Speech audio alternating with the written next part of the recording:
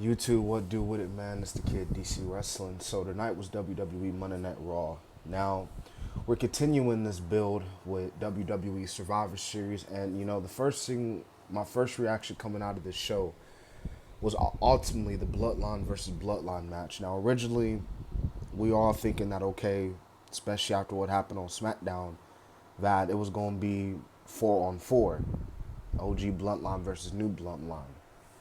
But as we found out tonight, we found out that they decided that it's going to be 5-on-5. So this whole night, you got Jay, you got Jimmy, you got Sammy, trying to recruit a few superstars to see if they want to join their team as the fifth and final member.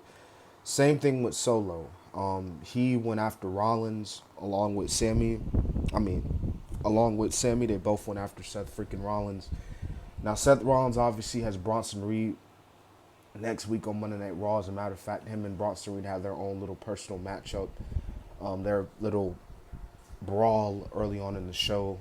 But as we saw, at the end of the day, Seth Rollins does not want to be a part of this. As a matter of fact, Seth Rollins told Sammy, like, why would I want to team with you? Why are you even teaming with Roman after everything he's done? And obviously, same thing with Solo Sikoa. He don't want to team with a wannabe Solo Sikoa. So obviously Rollins doesn't want to be part of the War Games, but you know, outside of that, we had Pete Dunne defeat Kofi Kingston because again Kofi and Xavier Woods they still got tension going on, man. Xavier was trying to tell Kofi to win the match. He was trying to help him out, but Kofi was like, I can do it on my own. Like what are you doing? So you had some little argument there. Hell, it seems like, we got a little bit of tension going on in the Judgment Day because because obviously Dominic did not win his match last week, the world title. And, Balor was kind of like, oh, why didn't you win it? And obviously Finn Balor was just not in a good mood tonight. And then obviously Dominic was like, oh, well, at least I beat Damian Priest, you couldn't. So we had a little tension going on there, but regardless, the Judgment Day, they still a family, as they call it. As a matter of fact, Damian Priest took on Ludwig Kaiser because early on in the show, him and Gunther had a face-off, and he told Gunther, look, man, like doubt is creeping in, man. You're afraid. And it is confirmed that Gunther's next World Heavyweight title will be against Damian Priest, and it will be at the November 30th Survivor Series pay-per-view.